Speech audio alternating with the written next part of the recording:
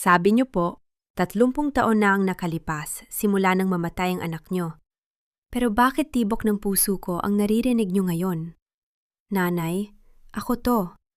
Ang anak na itinapon niyo dahil lang sa pilay na paa ko. Ang mga salitang iyon ay parang isang matalim na balisong na humiwa sa marangyang katahimikan ng Grand Ballroom ng Monteluna Hotel sa Cebu. Ang kaninang palakpakan at tawanan ng mga elitistang panauhin ay napalitan ng nakakangilong katahimikan. Sa gitna ng entablado, nakatayo si Celestina Monteluna, ang tinaguriang reyna ng mga hotel sa Visayas. Ang kanyang itim na gown na tadtad ng mamahaling kristal ay kumikinang sa ilalim ng mga chandelier, pero ang kanyang mukha ay kasing puti na ng papel. Nanginginig ang mga kamay ni Celestina habang hawak ang mikropono. Katatapos lang niyang magbigay ng isang madamdaming talumpate para sa ika-30 anibersaryo ng kanilang kumpanya, isang talumpate kung saan muli niyang inialay ang kanyang tagumpay sa kanyang yumaong asawa na si Emilio at sa kanilang anghel na kinuha raw ng langit 3 dekada na ang nakalilipas. Ngunit ang lalaking nasa harapan niya ngayon ay malayo sa isang anghel. Marumi ang suot nitong t-shirt, kupas ang maong, at halatang galing sa mahabang biyahe. Pero hindi ang suot nito ang nakakuha ng atensyon ng lahat, kundi ang bawat hakbang nito. Bawat hakbang ng lalaki ay may kasamang mabigat na kaladkad ng kanyang kanang paa, isang malinaw na kapansanan. Sino ka? Anong kalokohan ito? Ang boses ni Bianca, ang anak na babae ni Celestina, ay bumasag sa katahimikan. Humakbang ito ng pasulong, suot ang kanyang mapagmataas na aura. Security! Bakit nakapasok ang pulubing ito rito? Ilabas siya! Sinisira niya ang gabi namin. Hindi gumalaw ang lalaki. Nanatili ang kanyang mga mata kay Celestina, mga matang puno ng pot, lungkot, at isang uri ng pangungulila na tila 30 taon ding kinimkim. Hindi mo na ba ako matandaan, nanay? O sadyang kinalimutan mo na ang hitsura ng batang iniwan mo sa isang maliit na klinika dahil hindi siya perpekto? Dahil ikahihiya ng isang Monteluna ang magkaroon ng anak na pilay, isang malakas na singhap ang nagbula sa mga manonood. Ang hiya, ang kahihiyan, ay isang bagay na iniingatan ng mga Monteluna higit sa ano paman. Magsisinungaling ka na lang sa tapat pa ng maraming tao, sigaw ni Bianca habang papalapit sa lalaki. Ang kuya ko ay namatay pagkapanganak pa lang. May death certificate kami, may puntod siya sa sementeryo. Huwag mong gamitin ang sakit ng nanay ko para makapera. Lumingon ang lalaki kay Bianca. Isang mapait na ngiti ang sumilay sa kanyang mga labi. Pera? Akala niyo ba lahat ng bagay ay mabibili ng pera niyo? Inangat niya ang kanyang kaliwang kamay. Doon, nakapulupot ang isang lumang plastic na wristband. Isang hospital tag na kulay rosas, kupas na ang kulay at halos burado na ang sulat. Pero malinaw pa ring makikita ang apelidong nakasulat, Monteluna, Male. Parang tumigil ang pag-ikot ng mundo para kay Celestina. Ang bawat detalye ng gabing iyon, 30 taon na ang nakalipas, ay bumalik sa kanyang isipan na parang isang malupit na baha. Ang amoy ng antiseptic, ang lamig ng aircon sa delivery room, at ang boses ng doktor na nagsasabing, "I'm sorry, Mrs. Monteluna. Hindi kinaya ng bata ang komplikasyon sa baga." "Mateo!" bulumi Celestina. Iyon ang pangalang ibinigay niya sa kanyang anak sa kanyang mga panalangin gabi-gabi. Hindi maaari. Nakita ko ang kabaong. Nakita ko ang paglilibing. Nakita mo ang kabaong? Pero nakita mo ba ang loob nito? Hamon ng lalaki. Ang kanyang boses ay gumaralgal na. Ang akala mo ay namatay ako. Pero ang totoo, ipinagpalit ako. Ipinamigay ako na parang isang sirang gamit dahil sa paang ito. Itinuro niya ang kanyang pilay na paa. Habang lumalaki kayo sa karanyaan dito sa Cebu, lumaki ako sa hirap sa Maynila. Tinatawag na pilay at pulubi. Habang ang tanging hawak ko lang ay ang sulat ng isang nurse na hindi na kinaya ang konsensya bago siya mamatay. Sa gilid ng entablado, nakatayo si Gabriel, ang Chief Executive Officer ng hotel at ang pinagkakatiwalaang kanang kamay ng pamilya. Madilim ang kanyang mga mata habang mabilis na nagtitipa sa kanyang cellphone. Senyales iyon na ang bawat segundo ng eksenang ito ay kumakalat na sa social media. Ma, huwag kang maniniwala sa kanya. Hinawakan ni Bianca ang braso ng ina. Isa lang itong modus para sirain ang pangalan natin. Gabriel, tumawag ka na ng pulis. This is trespassing and defamation. Ngunit hindi nakikinig si Celestina. Ang kanyang puso ay nagsisimulang tumibok sa isang paraan na hindi niya naramdaman sa loob ng maraming taon. Isang instinct na tanging isang ina lang ang nakakaalam. Ang hugis ng ilong ng lalaki. Ang kurbada ng kanyang mga mata. Ito ay mga katangiang pag-aari ni Emilio. Humakbang pababa si Celestina mula sa podium. Bawat baitang ng hagdan ay tila 1 kilometro ang layo. Nilapitan niya ang lalaking nagpakilalang si Mateo. Ang mga bodyguard ay nagtangkang humarang, pero itinaas niya ang kanyang kamay upang pigilan sila. Nang magkatapat sila, ang amoy ng pawis at alikabok ng lalaki ay sumalubong sa mamahaling pabango ni Celestina. Tiningnan niya ng malapitan ang mga mata ni Mateo. Walang takot doon, kundi isang hamon. Kung ikaw nga ang anak ko, nanginginig na sabi ni Celestina. Nasaan ang sulat na sinasabi mo? Kinuha ni Mateo ang isang lukot na sobre mula sa kanyang bulsa. Pero bago pa man ito maabot ni Celestina, mabilis na lumapit si Bianca at marahas na tinabig ang kamay ng lalaki. Nahulog ang sobre sa sahig at kasabay nito ay isang malakas na sampal ang dumapo sa pisngi ni Mateo. Lumayas ka rito, sigaw ni Bianca. Ang kanyang boses ay puno ng poot at takot. Hinding-hindi ka magiging bahagi ng pamilyang ito. Mamamatay tao ka sa dangal namin. Napalingon si Mateo dahil sa lakas ng sampal, pero muli siyang humarap kay Celestina. Isang patak ng luha ang umagos sa kanyang pisngi. Sapat na ang sampal na yon, nanay. Ngayon alam ko na kung bakit mas pinili nilang itapon ako. Dahil sa pamilyang ito, mas mahalaga ang hitsura kaysa sa dugo. Tumalikod si Mateo at nagsimulang lumakad palabas. Ang kaladkad ng kanyang paa ay tila isang hatol na bumibiyak sa puso ni Celestina. Sandali, Mateo! Sigaw ni Celestina. Pero bago pa siya makahabol, hinarangan siya ni Gabriel. Ma'am Celestina, kailangang ayusin natin ang mga media sa labas. Nagkakagulo na ang mga investors.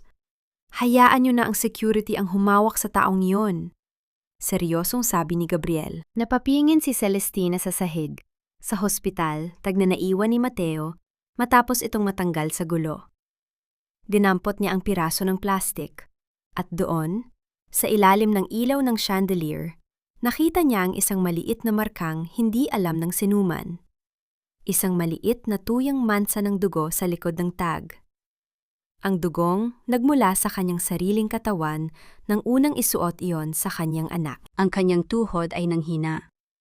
Ang wristband na hawak niya ay kaparehong-kapareho ng wristband na nakatago sa kanyang personal na vault sa bahay.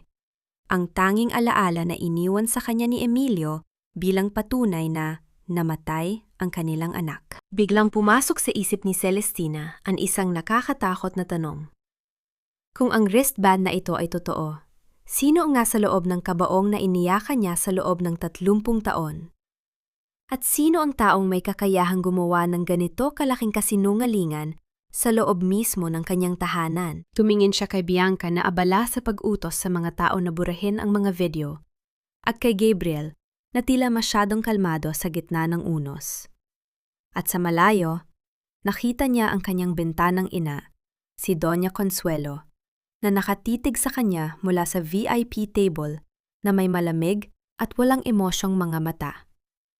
Doon nalaman ni Celestina na ang gabi ng anibersaryo ay hindi pala pagdiriwang ng tagumpay, kundi ang simula ng pagguho ng lahat ng pinaniniwalaan niya. Sa loob ng ehekutibong opisina ng Monteluna Hotel, Ang hangin ay kasing bigat ng semento.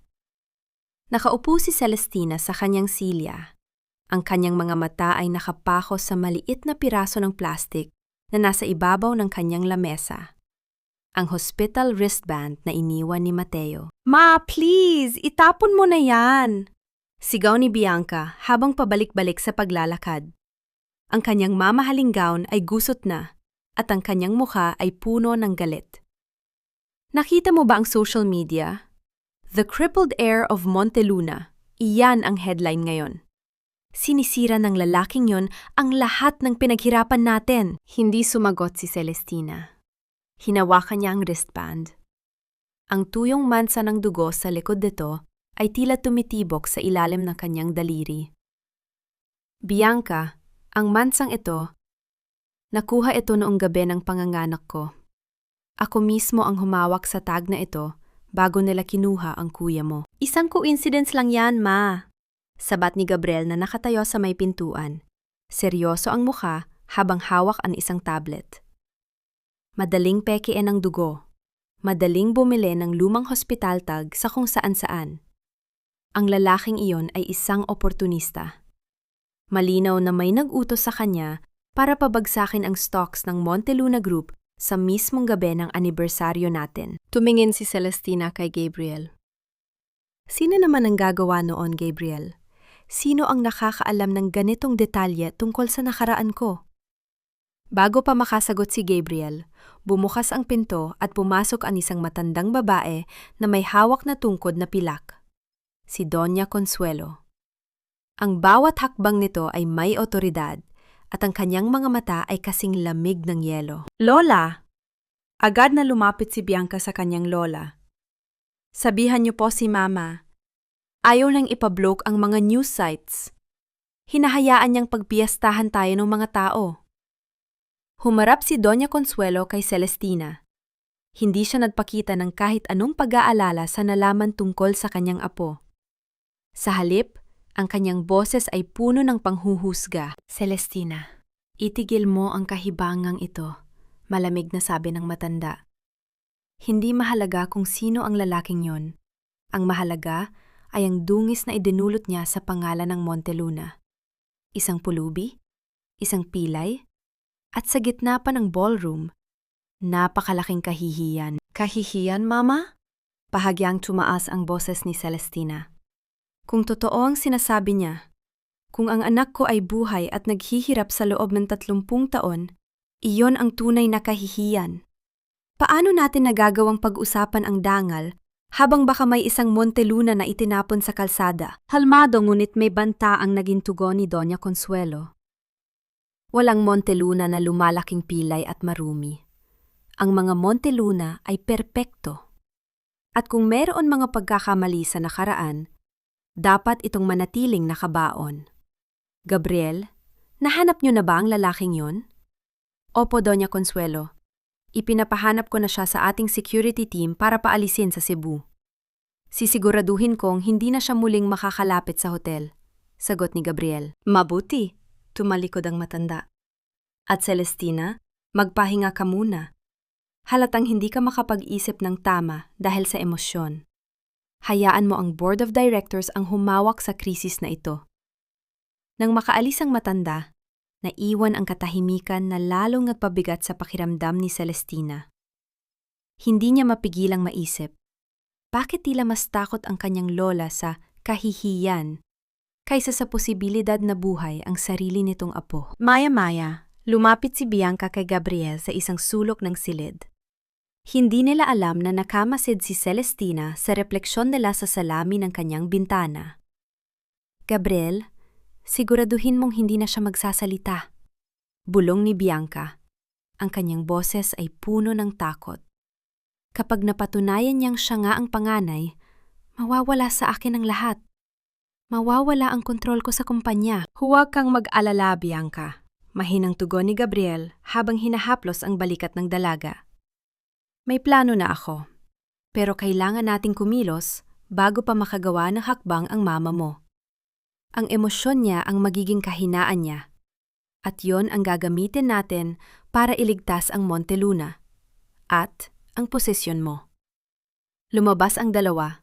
Iniwan si Celestina na mag-isa sa dilim. Kinuha ni Celestina ang kanyang cellphone at tinawagan ang kanyang pribadong investigador. Ang tanging tao na hindi kontrolado ng pamilya Monteluna. Naghahanap sila ng paraan para itago siya. Bulong ni Celestina sa telpono. Pero kailangan ko siyang mahanap bago nila siya saktan. Hanapin mo si Mateo at magdala ka ng isang mapagkakatiwalaang doktor para sa DNA test. Huwag kang magsasabi kahit kanino, kahit kay Bianca. Pagkakababa ng telepono, tumayo si Celestina at lumapit sa vault sa likod ng kanyang painting. Pinuksan niya ito at kinuha ang isang maliit na kahon.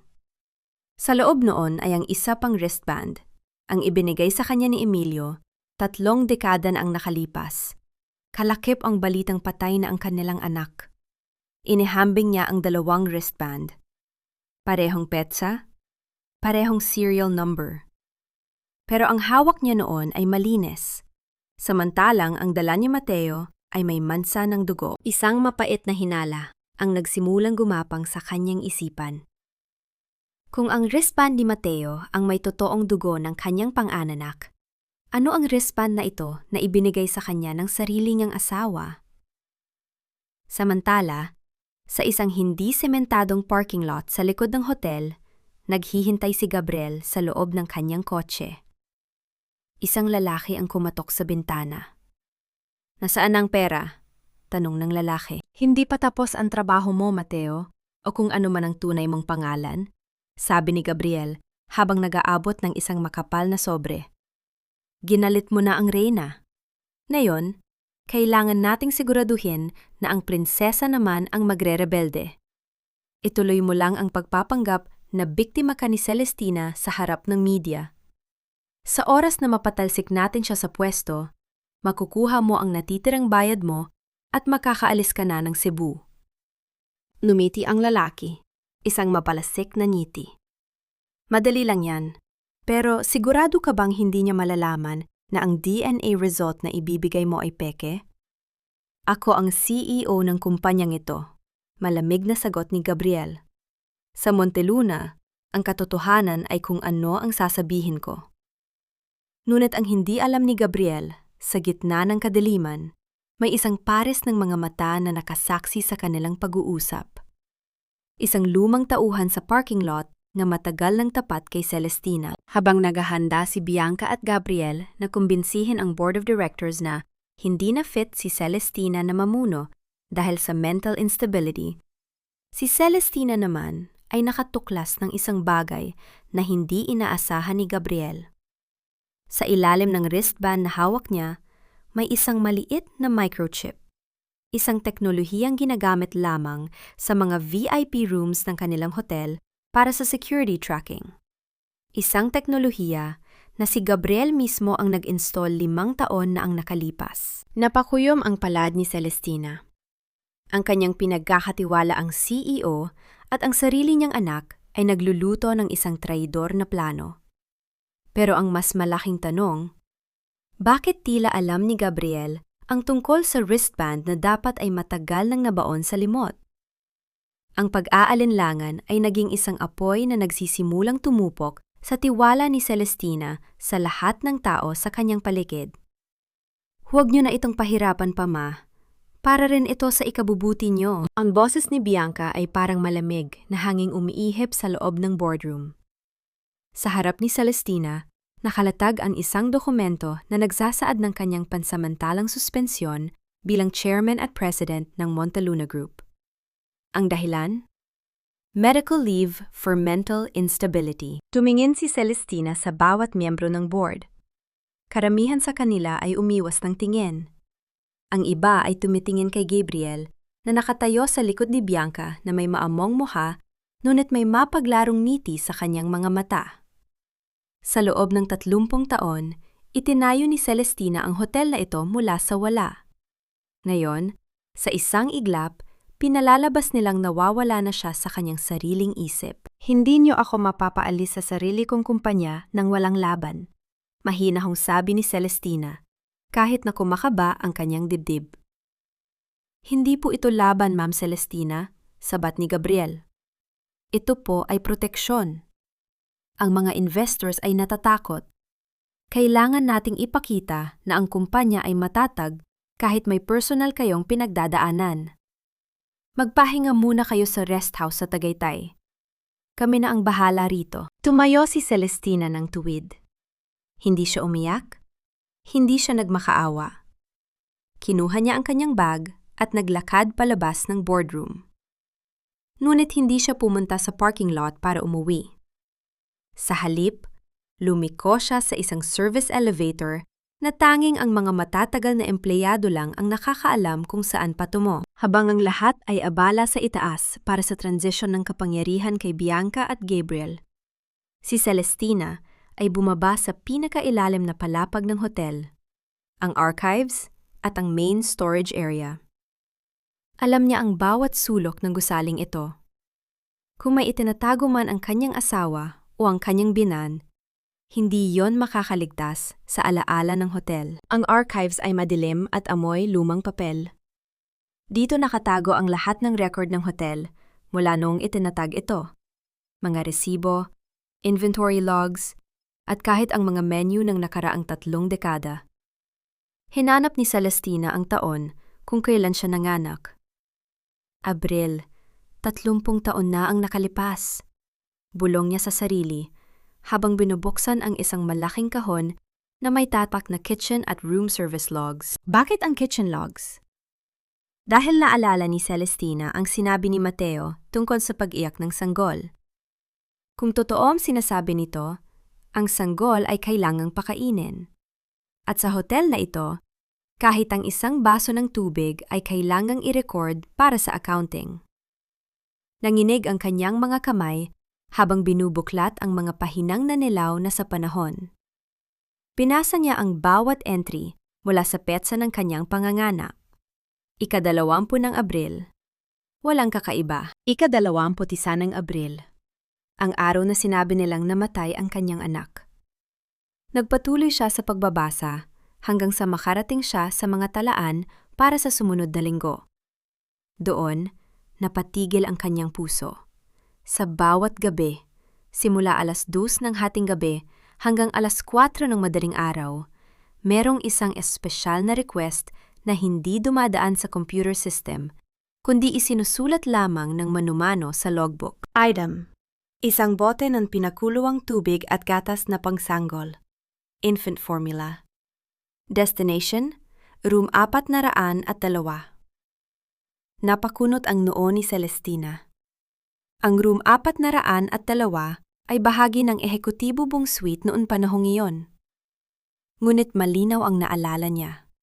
Sinabi ni Emilio sa kanya na ang buong ika-4 na palapag ay isinara para sa renovation noong buwan na yon para hindi siya maisturbo sa kanyang pagluluksa. Room 402 was supposed to be empty, bulong ni Celestina. Binuklat pa niya ang mga sumunod na pahina. Ang request para sa gatas ay nagpatuloy sa loob ng 3 buwan. 3 buwan na ang akala ni Celestina ay wala na ang kanyang anak. Ngunit may isang sanggol na lihim na pinapakain sa loob ng kanyang sariling hotel. Sino ang tumatanggap ng mga order na ito? Tiningnan niya ang kolom para sa pirma ng tumanggap. Hindi ito pirma ng kahit sinong waiter o housekeeping staff. Ang nakalagay ay isang simpleng inisyal na pamilyar sa kanya. SM. Nanlamig ang buong katawan ni Celestina. Alam niya kung kanino ang inisyal na yon. Si Nanay Sabel. Sabel Montesilio. Siya ang matandang nurse at yaya ni Emilio na itinuturing na ring bahagi ng pamilya. Si Nanay Sabel ang nag-alaga kay Emilio mula pagkabata. At siya rin ang nurse na kasama ni Celestina sa delivery room noong gabing yon. Nanay Sabel, mangiyak-niyak na sabi ni Celestina. Naalala niya kung paano siya inalagaan ng matanda pagkatapos ng operasyon. Kung paano siya nito pinapatahan habang humihagulgol siya dahil sa pagkawala ng kanyang sanggol. Ang matandang babaeng pinagkatiwalaan niya ng kanyang buhay ay ang siya palang tumatanggap ng gatas para sa isang sanggol na itinatago sa room 402. Biglang may narinig si Celestina na kaluskos mula sa labas ng archives room. Mabilis niyang isinara ang logbook at nagtago sa likod ng isang malaking cabinet. Bumukas ang pinto at pumasok ang dalawang lalaking naka-security uniform ng hotel. "Sigurado ka bang nakita mo siyang pumasok dito?" tanong ng isa. "Oo, sabi ni Gabriel, hanapin natin siya. Hindi raw siya pwedeng makakuha ng kahit anong dokumento bago siya ilipat sa rest house," sagot ng isa pa. Naglakad ang mga security guard sa paligid. Ang kanilang mga flashlight ay tumatama sa mga kahon. Pinigil ni Celestina ang kanyang hininga. Ang kanyang puso ay tila gustong tumalon sa labas ng kanyang dibdib. Sa oras na ito, napatunayan na niya ang isang bagay. Ang kanyang suspensyon ay hindi dahil sa kanyang kalusugan, kundi para pigilan siyang malaman ang katotohanan. Nang makalabas ang mga guard, mabilis na kinuha ni Celestina ang kanyang cellphone at kinuhaan ng larawan ang bawat pahina ng logbook. Pagkatapos, maingat siyang lumabas at dumaan sa fire exit na patungo sa likod ng kusina. Habang naglalakad siya sa madilim na pasilyo ng service area, isang alaala ang muling pumasok sa kanyang isip. Noong mamatay si Nanay Isabel, 10 taon na ang nakalipas, may iniwan itong isang lumang baul para kay Celestina. Ngunit sinabi ni Emilio na puro lumang gamit at damit lang ang laman nito, kaya ipinamigay na raw niya sa charity. Ngayon, alam na ni Celestina na nagsisinungaling ang kanyang asawa. Lumabas siya sa likod ng hotel kung saan naghihintay ang isang lumang taxi. Sumakay siya rito at ibinigay ang address ng isang maliit na bahay sa labas ng lungsod. Ang bahay kung saan nakatira ang anak ni Nanay Isabel na si Marta. "Kailangan kong malaman kung ano ang laman ng baul na yon, Marta," sabi ni Celestina sa kanyang sarili habang nakatingin sa labas ng bintana. Ngunit ang hindi niya alam, habang papalayo ang taxi, may isang itim na sasakyan na nakabuntot sa kanya. Sa loob ng sasakyang iyon, hawak ni Gabriel ang kanyang radyo. "Ma'am Bianca, sinusundan na namin siya. Papunta siya sa direksyon ni Marta Montesillo. Ano pong gagawin namin?" Katahimikan sa kabilang linya bago sumagot si Bianca. Ang kanyang boses ay wala ng bakas ng pagmamahal sa ina. "Huwag niyo siyang hayaang makapasok sa bahay na iyon. Gawin niyo ang lahat para makuha ang anumang ebidensyang hinahanap niya. At Gabriel, siguraduhin mong hindi na siya makakabalik sa hotel na ito ng buhay." Napakapit si Celestina sa kanyang bag, kung saan nakatago ang wristband ni Mateo at ang larawan ng logbook. Ang digmaan ay hindi na lamang tungkol sa isang kumpanya. Ito ay tungkol sa buhay ng isang anak na pilit na ibinaon sa limot, at ang bawat bakas sa kusina ay patungo sa isang katotohanang mas mapait pa sa kamatayan. Ang ulan sa labas ng taxi ay tila nakikiramay sa bigat ng nararamdaman ni Celestina. Habang binabagtas ang madilim na kalsada patungo sa bahay ni Marta, hindi maalis ni Celestina ang tingin sa rearview mirror. Isang itim na SUV ang kanina, pabuntot ng buntot sa kanila. "Kuya, bilisan mo ng kaunti," kabanautos ni Celestina sa driver. "Ma'am, parang sinusundan tayo ng sasakyang yon sa likod. Gusto niyo po bang tumawag ako ng pulis?" tanong ng driver. "Huwag na. Itigil mo na lang ako sa kanto ng San Isidro. Dadaan ako sa eskinita," sagot ni Celestina. Alam niyang kung pulis ang tatawagan, baka kontrolado rin ni Gabriel ang lokal na istasyon. Pagkababa sa kanto, mabilis na pumasok si Celestina sa makitid at maputik na eskinita. Rinig niya ang pagsara ng pinto ng SUV at ang mabibigat na hakbang ng mga lalaking sumusunod sa kanya. Sa kabutihang palad, dahil lumaki siya sa Cebu bago naging marangya ang buhay, kabisado niya ang mga pasikot-sikot dito. Nakalusot siya sa isang bakod at sa wakas ay nakarating sa maliit na bahay ni Marta. "Marta! Marta, buksan mo ang pinto. Si Celestina ito." Bulong niya habang kinakalampag ang kahoy na pinto. Nang bumukas ang pinto, bumungad ang gulat na mukha ni Marta. "Ma'am Celestina? Anong ginagawa niyo rito sa ganitong oras? Basang-basa kayo." Marta, kailangan ko ang baul ni Nanay Sabel. Alam kong may iniwan siya sa akin.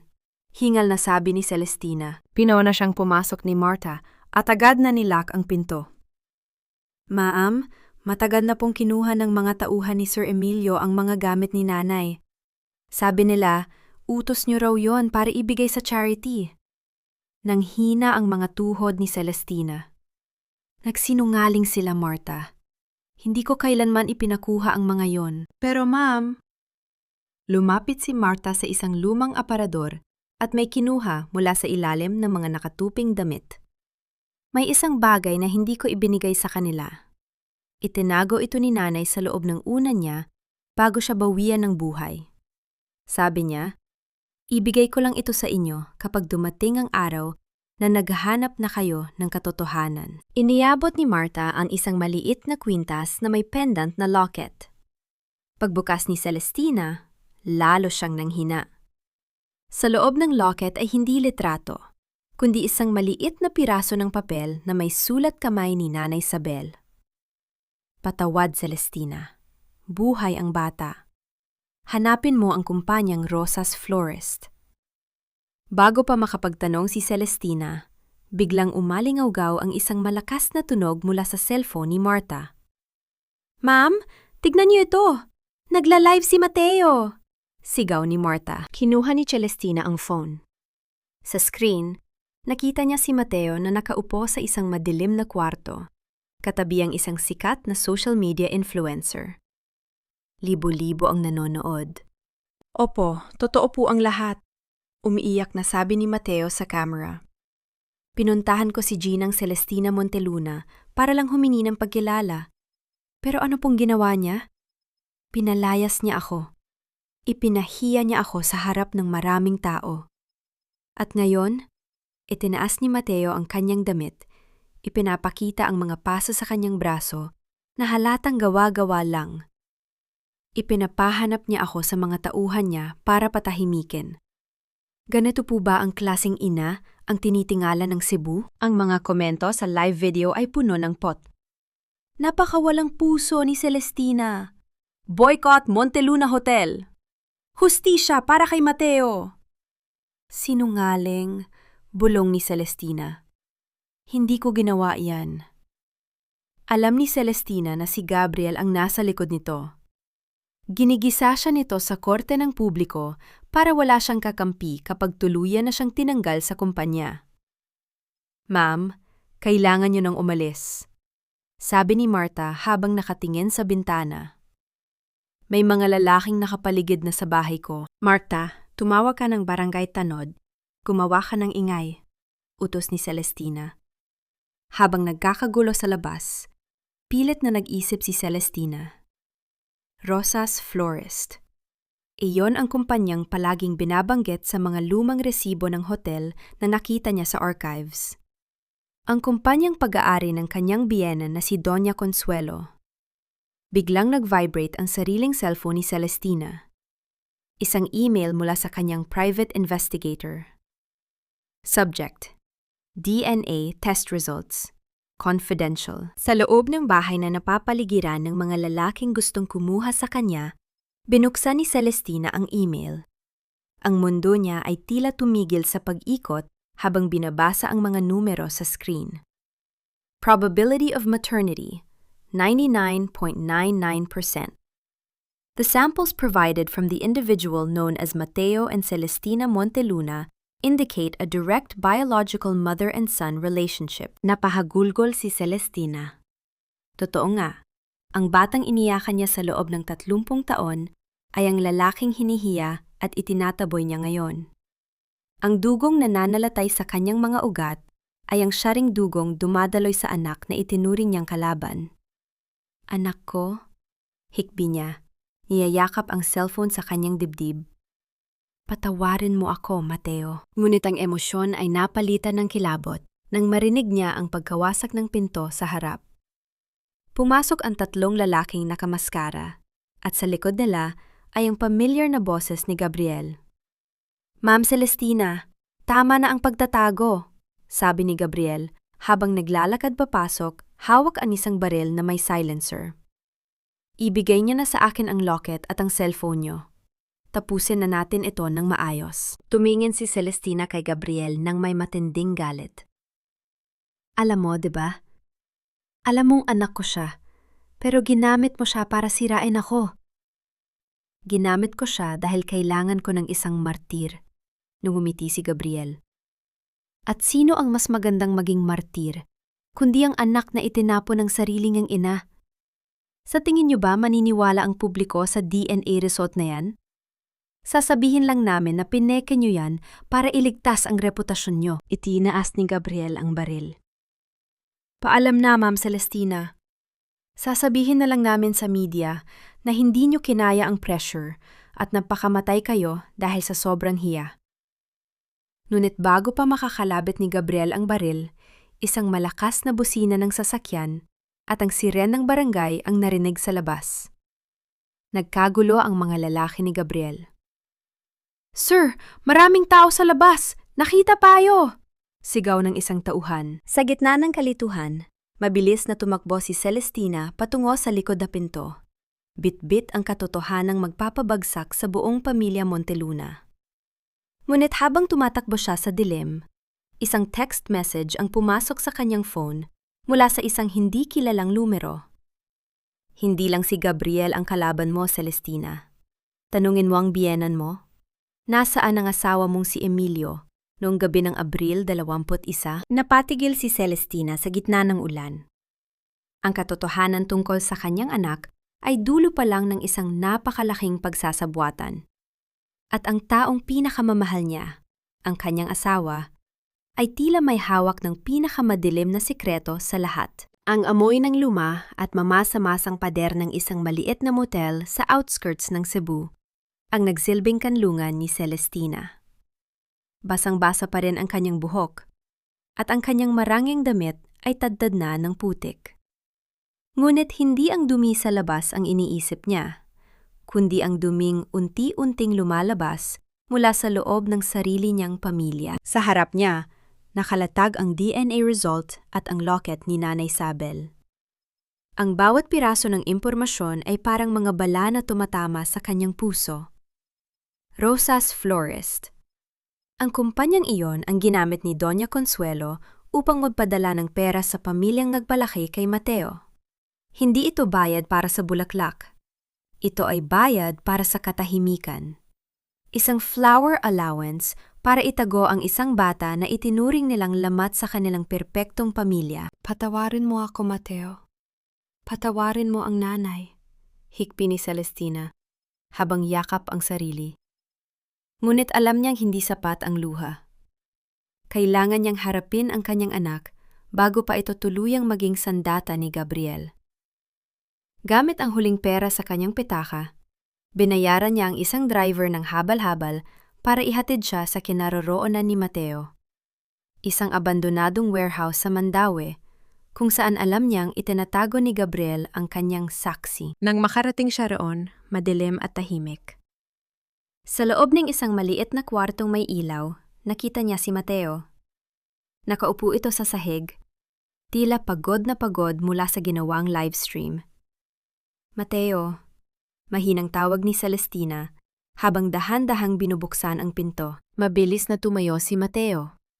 Ang kanyang mga mata na kanina ay puno ng pagod, ay biglang nag-apoy sa galit. "Anong ginagawa mo rito? Hindi pa ba sapat ang mga tauhan mo na gustong pumatay sa akin sa bahay ni Marta? Gusto mo bang ikaw na mismo ang tumapos sa akin?" "Hindi, Mateo. Makinig ka muna." Lumapit si Celestina, nanginginig ang boses. "Nalaman ko na ang totoo. Hawak ko na ang DNA test. Anak kita. Totoong anak kita." Isang mapait na tawa ang kumawala sa mga labi ni Mateo. "Ngayon? Ngayong huli na ang lahat? Ngayong nakita na ng buong mundo kung gaano ka kasama, bigla kang magiging ina? Napakagaling mong umarte, Ginang Monteluna." "Hindi ako umaarte," sigaw ni Celestina. Ang mga luha ay muling umagos. "Ipinagpalit ka nila ng hindi ko alam. Sinabi sa akin ni Emilio at ni Mama Consuelo na patay ka na. 30 taon akong nagluksa, Mateo. 30 taon akong bumibisita sa isang puntod na wala palang laman. Humakbang pasulong si Mateo. Ang kanyang muka ay ilang pulgada na lang ang layo sa muka ni Celestina. At naniwala ka? Isang matalinong negosyante, isang iron lady, naniwala lang sa sabi-sabi? O baka naman mas madaling maniwala na patay na ako, kaysa tanggapin na may anak kang hindi perpekto. Biglang marahas na hinubad ni Mateo ang kanyang kanang sapatos at itinaas ang kanyang pantalon. Doon, bumungad kay Celestina ang isang nakakaangilong pilat, isang piklat na hindi lang dahil sa kapansanan, kundi dahil sa mga operasyong hindi natapos at mga sugat na hindi naasikaso. Tignan mo ito, sigaw ni Mateo. Ito ang markang iniwan niyo sa akin. Habang ang anak mong babae ay nag-aaral sa ibang bansa, habang kumakain kayo sa mga gintong plato, ako ay palipat-lipat ng ampunan at pamilya. Tinatrato akong basura dahil pilay ako. At alam mo ba ang pinakamasakit? Noong 10 taong gulang ako, may nagpadala ng sulat sa nag-aalaga sa akin. Sabi sa sulat, huwag niyo siyang hayaang lumapit sa Cebu. Ang dumi niya ay hindi kailangan sa aming pamilya. May pirma yon, Celestina. Pirma ng asawa mo. Nanigas ang buong katawan ni Celestina. Si Emilio? Oo, ang mahal mong asawa, bulyaw ni Mateo. Kaya huwag kang magmalinis sa harap ko. Pare-pareho kayong mga Monteluna, mga halimaw na nakatira sa palasyo. Hindi ko alam, Mateo. Isinusumpa ko. Wala akong alam sa sulat na yon. Pagmamakaawa ni Celestina, sinusubukang hawakan ang kamay ng anak. Kadiri! Marahas na tinabid ni Mateo ang kanyang kamay. Huwag mo akong hahawakan. Ang balat mo ay amoy dumi ng mga Monteluna. Alam mo ba kung ano sabi ni Gabriel sa akin? Sabi niya, ikaw daw ang nag-utos na itapon ako dahil ayaw mong masira ang career mo bilang model at socialite noon. Sabi niya, ikaw ang nagbayad sa nurse para sabihing patay na ako. Nagsisinungaling si Gabriel, sigaw ni Celestina.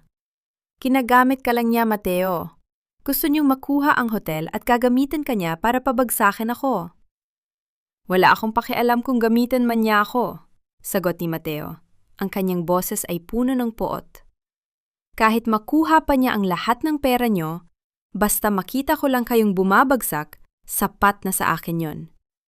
Mas gusto ko pang maging kasangkapan ng isang demonyo kaysa maging anak ng isang katulad mo. Ang bawat salita ni Mateo ay parang sampal na paulit-ulit na dumadapo sa mukha ni Celestina. Higit pa sa sampal, ito ay isang hatol. Ang kanyang sariling anak ay mas pipiliin pang pumanig sa kaaway kaysa maniwala sa kanya. Mateo, pakiusap. Lumayas ka na! Itinuro ni Mateo ang pinto.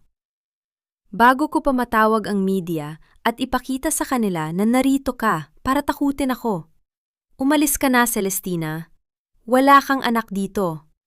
Ang anak mo ay namatay na 30 taon na ang nakalipas, gaya ng gusto nyo. Lumabas si Celestina sa warehouse na parang isang bangkay na naglalakad. Ang ulan ay tumitindi, pero hindi niya ito nararamdaman. Ang tanging nararamdaman niya ay ang matinding pait ng katotohanan. Ang kanyang pamilya ay hindi isang tahanan, kundi isang kulungan ng mga lihim at kasinungalingan. Habang naglalakad siya sa gitna ng madilim na kalsada, isang sasakyan ang huminto sa kanyang tabi. Bumukas ang bintana at bumungad ang mukha ni Doña Consuelo. Sabi ko sa'yo, Celestina, malamig na sabi ng matanda. Ang katotohanan ay hindi nagpapalaya. Ang katotohanan ay pumapatay. Ngayong alam mo na ang galit ng anak mo, handa ka na bang bumalik sa rest house at manahimik? O gusto mo pang ituloy ito hanggang sa pati ang anak mong si Bianca ay tuluyan na ring mawala sa'yo? Tumingin si Celestina sa kanyang biyenan. Sa unang pagkakataon, hindi takot ang nakita sa kanyang mga mata, kundi isang nakakatakot na determinasyon. Hindi pa tapos ito, Mama Consuelo, bulong ni Celestina.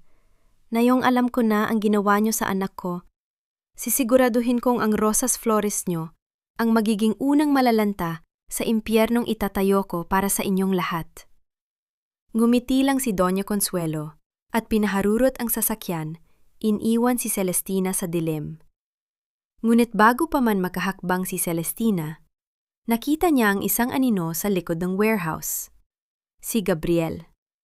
Hawak nito ang isang recorder. Napakagandang eksena, Ma'am Celestina. Bulong ni Gabriel sa dilim. Ang pagtanggi ng anak sa kanyang ina. Siguradong magugustuhan ito ng Board of Directors bukas ng umaga. Cliffhanger. Napagtanto ni Celestina na bawat hakbang niya ay nakalkula na ni Gabriel. Ngunit sa kanyang bulsa, naramdaman niya ang locket na may isa pang nakatagong susi sa likod ng litrato ni Nanay Isabel. Isang susing hindi alam ni Gabriel. Isang susing magbubukas sa tunay na lihim ni Emilio. Ang ulan ay tila walang balak tumigil. Ngunit ang apoy sa dibdib ni Celestina ay mas matindi pa sa anumang bagyo. Hawak ang maliit na susi na nakuha niya mula sa locket ni Nanay Isabel. Alam niya kung saan siya dapat pumunta.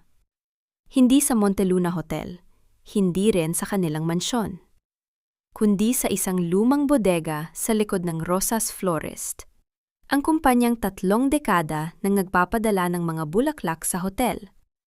Ang kumpanyang pag-aari ng kanyang binan. Ginamit ni Celestina ang kanyang natitirang lakas para pasukin ang bodega. Sa gitna ng mga tuyong talulot ng rosas at amoy ng nabulok na dahon, nakakita siya ng isang maliit na bakal na vault na nakatago sa ilalim ng sahig. Pagkasuot ng susi, tumunog ang mekanismo. Click! Sa loob ay hindi pera ang nahanap niya, kundi isang libro de cuentas, isang itim na notebook kung saan nakatala ang lahat ng flower deliveries mula noong 30 taon na ang nakalipas. Binuklat ni Celestina ang mga pahina. Ang bawat entry ay may pangalan ng kliyente, ngunit sa halip na mga bouquet ng rosas, ang nakalagay ay Monthly Support, MM. Mateo Monteluna, bulong ni Celestina habang nanginginig ang kamay. Ang bawat halaga ay malaki. Sapat para mabuhay ng marangya ang isang pamilya. Ngunit alam ni Celestina ang kalagayan ni Mateo. Lumaki itong naghihirap. Ibig sabihin, ang perang inilalabas ng kumpanya ay hindi na pupunta kay Mateo, kundi sa mga taong nagtatago sa kanya. Isang malaking money laundering scheme na ginagamit ang pangalan ng isang bata para kumuha ng pondo mula sa Monteluna Hotel. Nandito ka lang pala! Isang boses ang bumasag sa katahimikan. Napalingon si Celestina at nakita niya si Doña Consuelo na nakatayo sa may pintuan, hawak ang kanyang tungkod. Wala itong kasama, ngunit ang aura nito ay sapat na para lamunin ang buong kwarto. Mama Consuelo, matigas na sabi ni Celestina. Itinatago ang notebook sa kanyang likuran. Bakit niya ito ginawa? Bakit niya ipinagkait sa akin ang anak ko sa loob ng 30 taon? Humakbang ng dahan-dahan ang matanda. Ang kanyang muka ay walang bakas ng pagsisisi. Ginawa ko ang dapat gawin, Celestina. Ang Monteluna ay isang imperyo. At sa bawat imperyo, ang bawat piraso ay dapat perpekto. Ang anak mo, ang batang yon, ay isinilang na may lamat. Ang pilay na paang yon ay magiging simbolo ng kahinaan ng aming pamilya sa harap ng mga investors. Lamat? Anak ko siya! Sigaw ni Celestina. Paano niyo nagawang itapon ang sarili niyang dugo? Dahil lang sa isang pisikal na kapansanan. Hindi ko siya itinapon. Malamig na sagot ni Consuelo. Ipinatago ko siya. Binayaran ko ang nurse para sabihing patay na siya upang hindi ka na maghanap. Binigyan ko siya ng buhay sa malayo. Pero ikaw, Celestina, ikaw ang naging problema. Masyado kang naging matagumpay. Masyado mong pinalaki ang hotel hanggang sa ang lahat ng mata ay nakatingin sa atin. Kailangan kong siguraduhin na ang lihim ni Mateo ay mananatiling nakabaon para hindi masira ang imahe ng Monteluna. At ang pera? Itinaas ni Celestina ang itim na notebook. Ang suportang nakasulat dito na hindi naman nakakarating sa kanya. Ginamit niya ang sarili niyang pagkatao para magnakaw sa hotel. Tumawa ng mahina ang matanda isang tawang nakakapangilabot. Ang pera ay para sa proteksyon. Proteksyon laban sa mga taong katulad ni Gabriel na matagal nang naghihinala. Pero wag mo akong husgahan ng ganyan, Celestina. Hindi ako mag-isang gumawa nito. Nanika si Celestina. Anong ibig niyo pong sabihin? Sa tingin mo ba ay magagawa kong itago ang isang bata sa loob ng 30 taon nang hindi nalalaman ng anak ko? Nang hindi nalalaman ni Emilio? Parang gumuho ang langit sa ulo ni Celestina. Nagsisinungaling kayo. Mahal ako ni Emilio. Hinding-hindi niya magagawa ang ganitong kataksilan sa akin at sa anak namin. Mahal ka niya, oo. Pero mas mahal niya ang korona ng Monteluna. Lumapit si Consuelo at tinitigan ng diretsyo si Celestina. Si Emilio ang pumirma sa mga tseke ng Rosas Florist. Siya ang nag-utos kay Nanay Isabel na manahimik. At siya rin ang nagbayad sa mga peking doktor para gumawa ng death certificate. Alam niya, Celestina. Alam niya simula at sapul na ang anak niyo ay buhay. Ngunit mas pinili niyang hayaan kang umiyak sa harap ng isang bakanting puntod kaysa harapin ang kahihiyan ng isang pilay na tagapagmana. Hindi totoo yan. Napaluhod si Celestina sa sahig. Ang notebook ay nalaglag mula sa kanyang kamay. Ang lalaking inalayan niya ng kanyang buhay, ang lalaking itinuring niyang bayane, ay ang siya palang arhitekto ng kanyang pinakamalaking paghihirap. Ang bawat gabi na niyayakap siya ni Emilio habang umiiyak siya dahil sa pangungulila sa anak, ay isang gabi ng pagpapanggap. Ngayon, naintindihan mo na ba? Bulong ni Consuelo. Ang kalaban mo ay hindi lang ako. Ang kalaban mo ay ang alaala ng asawa mong sinasamba mo. Kapag nalaman ito ng publiko, hindi lang ako ang babagsak. Masisira ang legacy ni Emilio. Masisira ang kinabukasan ni Bianca. Gusto mo ba talagang ituloy ito? Gusto mo bang malaman ni Bianca na ang kanyang ama ay isang traidor? Cliffhanger. Habang humihagulgol si Celestina sa gitna ng bodega, hindi niya napansin na sa labas, nakikinig si Bianca. Ang boses ng kanyang lola ay malinaw na narinig ng dalaga. Ang mukha ni Bianca ay puno ng gulat at poot. Hindi na lang ito tungkol sa kumpanya. Ang pundasyon ng kanyang buong pagkatao ay biglang gumuho. Samantala, kinuha ni Celestina ang notebook at tumayo. Tumingin siya kay Consuelo nang may panibagong uri ng galit. Isang galit na hindi na kayang palamigin ng luha. Kung ang legacy ni Emilio ay nakatayo sa isang kasinungalingan, sabi ni Celestina sa boses na kasing talim ng espada. Kung gayon, ako mismo ang magbabagsak sa bawat pader ng hotel na ito.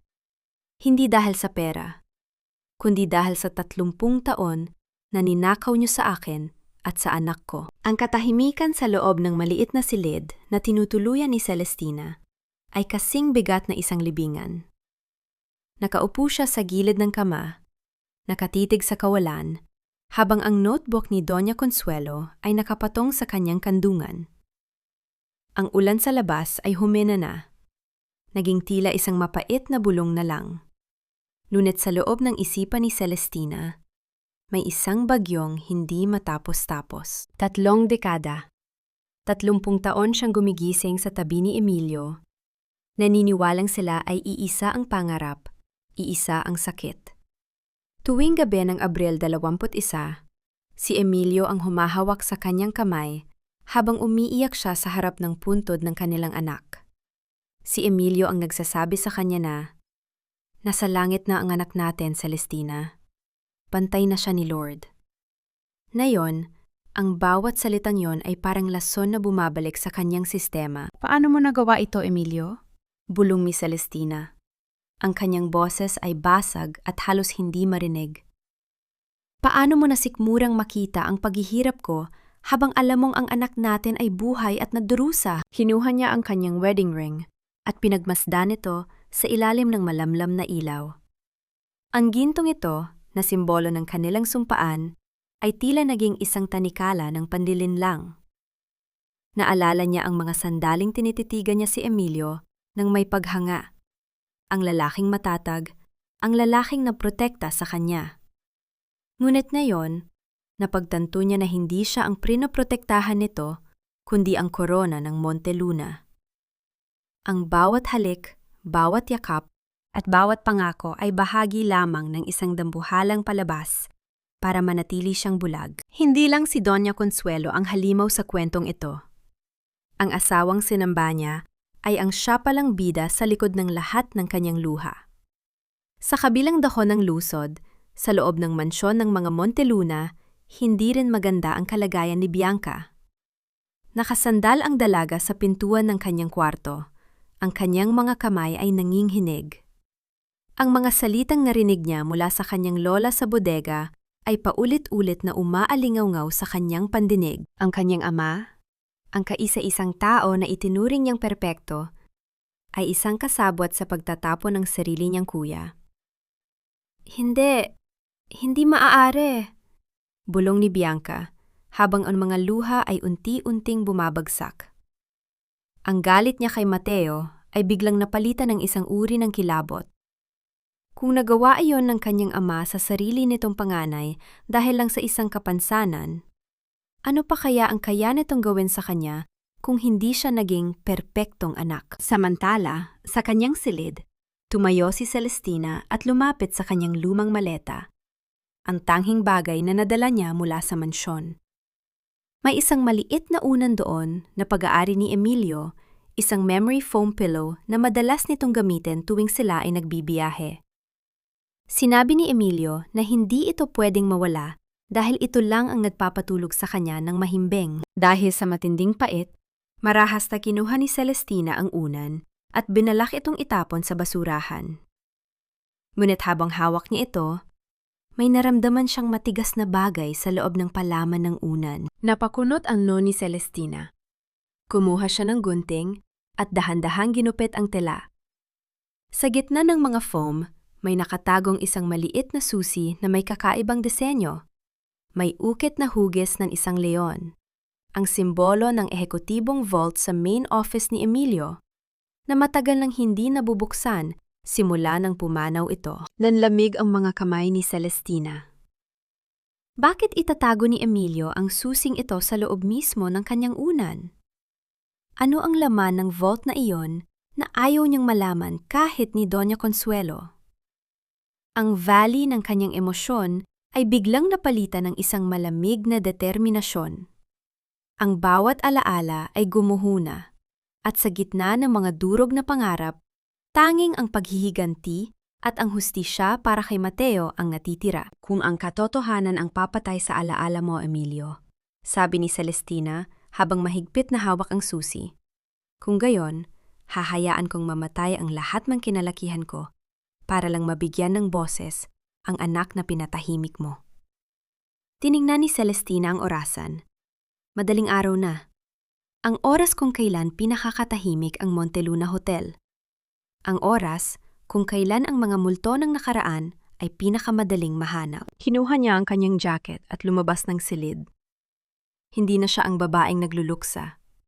Siya na ang babaeng handang sunugin ang sarili niyang palasyo para lang mahanap ang nawawalang piraso ng kanyang pagkatao. Cliffhanger. Habang papalabas si Celestina ng motel, hindi niya alam na si Mateo ay nakatayo sa tapat ng kalsada, nakatitig sa kanya mula sa dilim. Ang mukha ni Mateo ay wala ng galit, kundi isang malalim na pagdududa. May hawak siyang isang sobrang kulay kape na kakarating lang sa kanya mula sa isang hindi kilalang tao. Isang sobrang may tatak ng Monteluna Hotel. Ang Monteluna Hotel sa ganitong oras ng madaling araw ay parang isang dambuhalang katedral ng katahimikan. Malamig ang hangin mula sa mga aircon at ang mga chandelier sa lobby ay nakadim, nagbibigay ng mga aninong tila sumusunod sa bawat hakbang ni Celestina. Alam niya ang mga shift ng guard, kaya't madali siyang nakapasok sa ehekutibong elevator gamit ang isang lumang passkey na hindi pa na-deactivate ni Gabriel. Nang marating niya ang opisina ni Emilio, isang silid na napanatili ang ayos simula nang mamatay ito. Tila bumigat ang kanyang paghinga. Ang bawat gamit dito ay amoy ng pabango ng kanyang asawa. May panandaliang hapdi sa kanyang puso, isang bahagi ng kanyang pagkatao, ang gustong maniwala na nagkakamali lang si Doña Consuelo.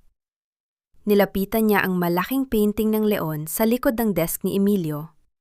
Sa ilalim ng frame, may isang maliit na butas na saktong-sakto para sa susing na hanap niya sa unan. Click. Ang panel ay dahan-dahang bumukas. Inilalantad ang isang maliit na steel vault. Nang buksan ito ni Celestina, ang kanyang buong mundo ay tuluyang gumuho. Sa loob ng vault ay walang ginto o pera. Sa halip, may mga makakapal na folder. Kinuha ni Celestina ang unang folder. Doon, nakita niya ang sunod-sunod na mga litrato. Mga litrato ni Mateo. May litrato ni Mateo nung 10 taong gulang ito, naglalakad na may saklay sa isang masikip na eskinita. May litrato nung 15 taon ito, nagtatrabaho sa isang talyer. May litrato nung nakapagtapos ito sa isang vocational school. Ang bawat litrato ay may petsa at nakasulat sa likod ang sulat kamay ni Emilio. Mateo, grade 5. Mateo, ika-18 birthday. Binabantayan mo siya, hikbi ni Celestina. Ang mga luha ay bumabagsak sa mga litrato. Alam mo kung nasaan siya bawat sandali, pero hinayaan mo siyang mag-isa. Ngunit ang mas masakit ay ang mga nakitang liham. Mga liham mula kay Mateo na ipinadala sa isang P.O. box sa ilalim ng pangalang Mr. E. Mahal na Mr. E.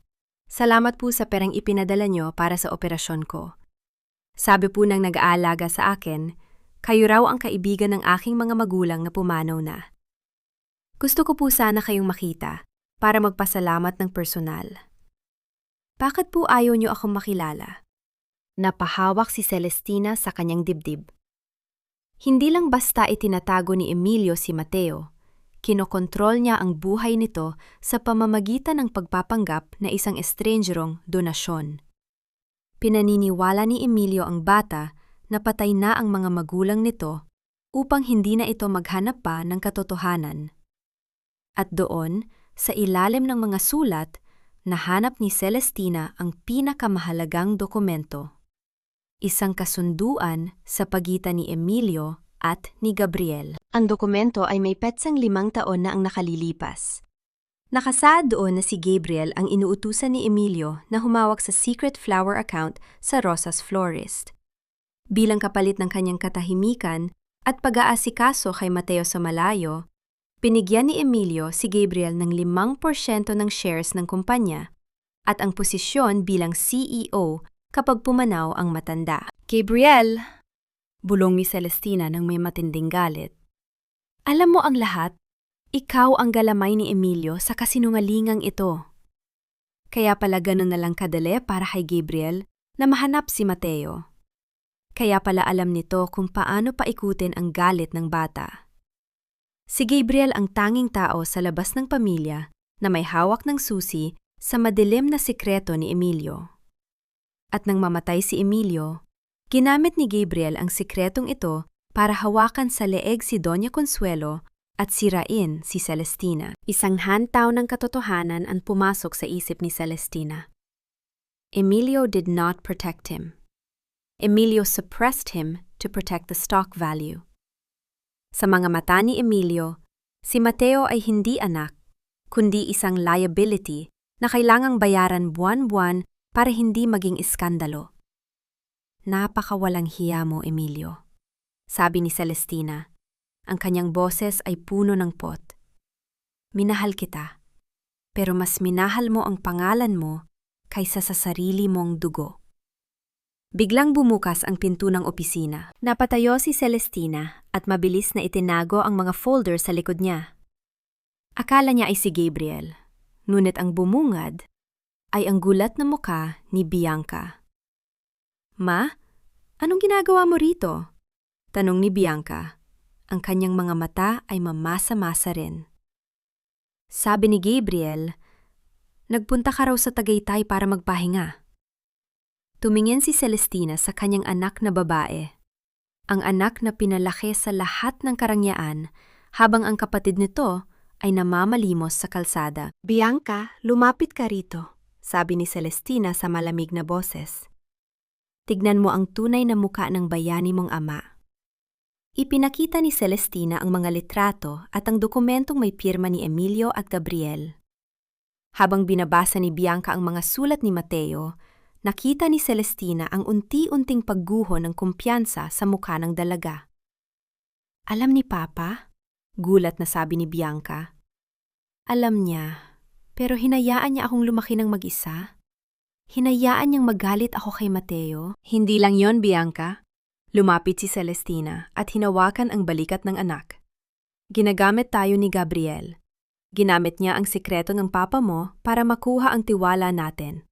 Habang ang totoo, siya ang nagpapakain sa galit ni Mateo para tuluyan tayong magkawatak-watak." Biglang may narinig silang palakpak mula sa may pinto. Si Gabriel. Nakatayo siya doon. Hindi nasuot ang maskara ng pagiging propesyonal.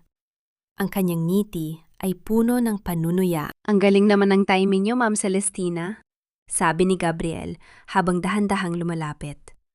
"Akala ko ay matatagalan ka bago mahanap ang vault na yon. Sayang, hindi na sana kailangang humantong sa ganito." "Hayop ka, Gabriel!" sigaw ni Bianca. Susugurin sana ito, pero hinarangan siya ni Celestina. "Easy, Bianca." Ngumiti si Gabriel at may ipinakita sa kanyang phone. Live na live po tayo sa buong hotel security at media. Nakikita nila ngayon na ang dating chairman at ang kanyang anak ay pilit na binubuksan ang vault ng yumaong si Emilio para itago ang mga ebidensya ng kanilang pagkakasala. Ang kwento bukas, Celestina Monteluna na huling nagnanakaw ng ebidensya para pagtakpan ang pagtatapon sa kanyang anak. "Walang maniniwala sa iyo," bulyaw ni Celestina. "Halaga?" Tinaas ni Gabriel ang kanyang kilay. "Sa tingin niyo ba ay may pakialam ang mga tao sa katotohanan? Ang kailangan lang nila ay isang bida at isang kontrabida. At sa ngayon, Ma'am Celestina, ikaw ang pinakamatinding kontrabida sa balita." Cliffhanger. Ngunit bago pa man makapag-utos si Gabriel sa mga guards na papasok na sa silid, isang malakas na tunog ng feedback mula sa speakers ng buong hotel ang umalingaw-ngaw. Isang boses ang nagsalita. Boses na kasing lamig ng kamatayan. "Hindi si Mama ang kontrabida, Gabriel. Ako." Si Mateo.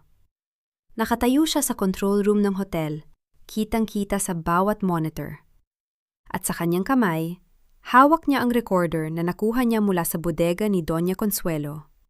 Ang recording ng usapan ni na Gabriel at Mateo sa parking lot noong nakaraang gabi. "Mateo?" Halos pabulong na tawag ni Celestina, habang ang boses ng kanyang anak ay umaalingaw-ngaw sa bawat sulok ng ehekutibong palapag. Sa mga monitor sa loob ng opisina, nakita nila ang mukha ni Mateo. Hindi na ito ang maruming lalaki na nagmakaawa sa gala night. Maayos ang kanyang suot at sa likod ng kanyang mga mata ay ang talino at bagsik na nakuha niya kay Celestina. "Opo, Gabriel, bistado ka na," sabi ni Mateo sa speaker. Ang kanyang boses ay kalmado, ngunit puno ng banta. "Akala mo ba ay ganun ako kadaling utuin? Akala mo ba ay sapat na ang pera mo para talikuran ko ang kaisa-isang pagkakataon na malaman ang totoo tungkol sa mga magulang ko?" Namutla si Gabriel. Ang kanyang kamay na kanina ay kampanteng nakahawak sa baril ay nagsimulang manginig. "Mateo, huwag kang makialam dito. Isipin mo ang alok ko sa iyo. Isang marangyang buhay sa ibang bansa. Ang alok mo ay gawa sa dugo at kasinungalingan," sagot ni Mateo. "Nanay," saglit siyang napatigil sa salitang yon at naramdaman ni Celestina ang isang saksak ng saya sa kanyang puso. "Nanay, nasa system na ang lahat ng files na nakuha ko mula sa computer ni Gabriel noong isang gabi habang pinapatulog niya ako sa warehouse. Ipinadala ko na rin ang link sa lahat ng board members." Mabilis na tiningnan ni Celestina ang monitor ng desk ni Emilio. Doon, bumungad ang mga listahan ng mga pekeng kumpanya, mga transfer of funds patungo sa mga offshore accounts ni Gabriel, at ang mga dokumentong nagpapatunay na unti-unti na niyang ninanakaw ang mga shares ni nga Bianca at Celestina gamit ang mga huwad na pirma. Hindi lang si Mateo ang itinatago mo, Gabriel, sabi ni Celestina habang dahan-dahang lumalapit sa lalaki. Itinatago mo rin ang unti-unting paglamon mo sa Monteluna. Ginamit mo ang takot ni Emilio at ang put ni Mateo para maging tabing ng sarili mong kasakiman. Ma'am, huwag kayong maniwala sa kanya, sigaw ni Gabriel, pilit na ibinabalik ang kanyang maskara. Sinisiraan lang niya ako. Enough! Sigaw ni Bianca. Humakbang ang dalaga at hinarap ang lalaking akala niya ay tagapagtanggol niya. Nakita ko na ang mga sulat ni Papa Gabriel. Narinig ko na ang boses ni Mateo. Tapos na ang panloloko mo sa amin. Biglang tumawa si Gabriel. Isang tawang puno ng desperasyon at kabaliwan. Akala niyo ba ay ganoon lang kadali iyon? Akala niyo ba ay mananalo kayo dahil lang sa ilang dokumento? Mabilis na itinaas ni Gabriel ang baril at itinutok ito kay Celestina. Bianca, lumapit ka rito. Pirmahan mo ang deed of sale na ito, na yun din. Inilabas ni Gabriel ang isang folder mula sa kanyang jacket. Kapag hindi mo ito pinirmahan, hindi ako magdadalawang isip na tapusin ang mama mo rito mismo. Kapag namatay siya, ang control ng shares ay mapupunta sa iyo. At bilang CEO, ako ang may power of attorney mo. Wala kayong takas. Gabriel, bitawan mo ang baril, mahinahong sabi ni Celestina, kahit nararamdaman niya ang malamig na dulo ng sandata sa kanyang no. Hindi mo ito kailangang gawin. Kailangan ko, bulyaw ni Gabriel. Pagod na akong maging utusan ng mga Monteluna. Pagod na akong maglinis ng mga kalat ng asawa mo. Ako ang nagpatakbo ng hotel na ito habang ikaw ay nagluluksa at habang si Emilio ay abala sa pagtatago ng kanyang kasalanan. Ako ang dapat na nagmamay-ari nito. Sa gitna ng tensyon, isang tunog ng sirena ng pulis ang narinig mula sa labas ng hotel. Mateo, tumawag ka ba ng pulis? Tanong ni Gabriel sa intercom. Ang kanyang mga mata ay nanlilisit. Hindi lang pulis, Gabriel, sagot ni Mateo. Tinawagan ko rin ang media. Lahat sila ay nasa lobby na ngayon. Hinihintay ang pagbaba mo.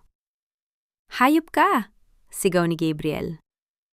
Ngunit bago pa man makakalabit ni Gabriel ang baril, mabilis na kumilo si Celestina. Ginamit niya ang kanyang siko para tamaan ang braso ni Gabriel at itinulak ito palayo. Nagpambuno ang dalawa. Ma! Sigaw ni Bianca, tinangkang tumulong, pero mabilis na bumukas ang pinto at pumasok ang mga security guard ng hotel na pinamumunuan ni Mateo. Dakpin niyo siya! Utos ni Mateo. Sa wakas, nakuha ng mga guard ang baril at napusasan si Gabriel. Habang hila-hila siya palabas, hindi tumigil si Gabriel sa pagsigaw ng mga sumpa laban sa pamilya Monteluna. Naiwan ang katahimikan sa opisina. Napasanda si Celestina sa desk. Hinahabol ang kanyang hininga. Nilapitan siya ni Bianca at niyakap ng mahigpit. Ma, patawad! Hikbi ni Bianca. Patawad dahil naniwala ako sa kanya. Patawad dahil naggalit ako sa iyo. Shh, wala na yon, anak. Haplos ni Celestina sa buhok ng dalaga. Tumingin si Celestina sa monitor kung saan nakatitig pa rin si Mateo sa camera mula sa control room. Nagtama ang kanilang mga mata sa pamamagitan ng screen. Walang salitang namutawi. Ngunit sa unang pagkakataon, nakita ni Celestina ang isang maliit na pagtango mula kay Mateo. Isang pagkilala na sila ay magkakampi na. Ngunit ang ligaya ay panandalian lamang. Ma'am Celestina, tawag ng isang security officer na pumasok sa silid. May problema po sa lobby. Ayaw pong umalis ng media at naroon po si Doña Consuelo. Sinabi po niya sa harap ng lahat na ikaw ang nag-utos kay Gabriel na gawin ang lahat ng ito para makuha ang buong mana ni Sir Emilio. Napatayo ng tuwid si Celestina. Ang kanyang biyenan ay hindi pa rin sumusuko. Gagamitin nito ang huling alas para isalba ang sarili at itapon ang lahat ng sisi sa kanya. Bianca, manatili ka rito kasama si Mateo, sabi ni Celestina habang inaayos ang kanyang gulo-gulong buhok at pinupunasan ang luha. Kailangan kong harapin ang huling halimaw ng pamilyang ito. Cliffhanger. Habang pababa si Celestina sa lobby, isang text message ang dumating kay Bianca mula sa phone ni Gabriel na naiwan sa sahig. Binasa ito ni Bianca at bigla siyang napaupo sa sahig sa matinding gulat. Huwag kang magpakasiguro, Bianca. Hindi mo ba tinanong kung bakit kamuhang-kamuha ni Mateo ang papa mo? May isa pang sikreto si Emilio na hindi alam ng mama mo. At naroon yon sa Rosas Florist. Anong sikreto ang tinutukoy ni Gabriel? May mas malalim pa bang ugnayan si Emilio at ang pamilyang nagpalahay kay Mateo? Ang lobby ng Monteluna Hotel ay punong-puno ng mga reporter, camera at mga usisero. Sa gitna ng kaguluhan, nakatayo si Doña Consuelo. Hawak niya ang isang panyo. Pilit na pinatutuyo ang mga luhang, hindi naman talaga dumadaloy. Isang malaking trahedya ito para sa aming pamilya, sabi ng matanda sa harap ng mga mikropono. Hindi ko akalain na ang manugang ko, si Celestina, ay aabot sa ganito. Dahil sa takot niyang mawala ang mana ng kanyang mga anak, ginamit niya si Gabriel para gawa ng masama ang kawawang batang si Mateo. Ang aking apo. Ang aking pobreng apo. Mula sa itaas ng grand staircase, pinanood ni Celestina ang palabas ng kanyang binan. Huminga siya ng malalim, inayos ang kanyang sarili, at nagsimulang bumaba. Bawat hakbang niya ay may tunog ng awtoridad. Nang mapansin siya ng media, mabilis na lumingon ang lahat ng kamera sa kanya. Ginang Celestina! Totoo po ba ang bintang ni Doña Consuelo? Nagbayad po ba kayo para patahimikin si Mateo? Hindi sumagot si Celestina hanggang sa makarating siya sa harap ni Doña Consuelo. Ang matanda ay nagkunwaring nagulat, ngunit ang kanyang mga mata ay nagbabanta. Mama Consuelo, simula ni Celestina. Ang kanyang boses ay malinaw at umaalingaw-ngaw sa buong lobby. Tama na ang pag-arte. Ang Monteluna Hotel ay hindi entablado para sa inyong mga kasinungalingan. Anong ibig mong sabihin, Celestina?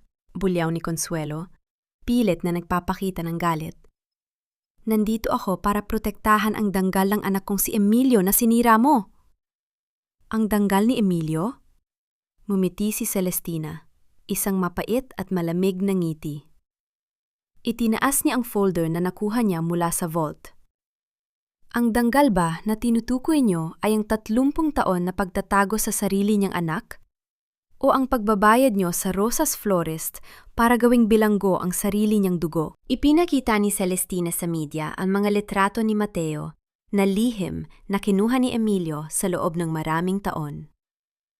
Ang asawa ko ay hindi biktima. At lalong hindi ako ang salarin.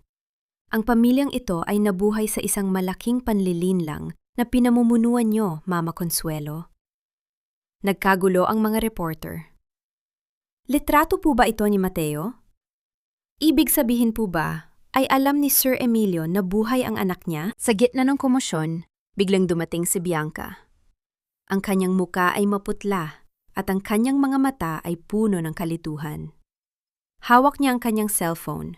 Ang text message mula kay Gabriel ay tila isang sumpa na hindi niya mabitawan. Lola, tawag ni Bianca. Nilapitan niya si Doña Consuelo. Sino ang may-ari ng Rosas Florist?